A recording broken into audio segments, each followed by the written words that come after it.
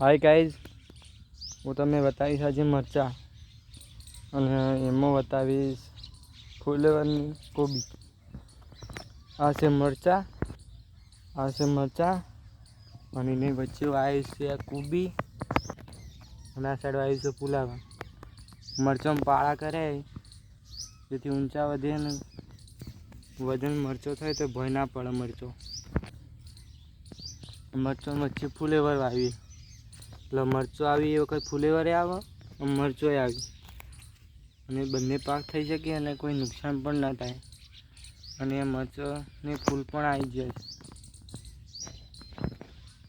આ 10-12 ચાયડામાં પાળા થઈ જાય. હવે આ 2-3 ચાયડામાં પાળા કરવાનું બાકી.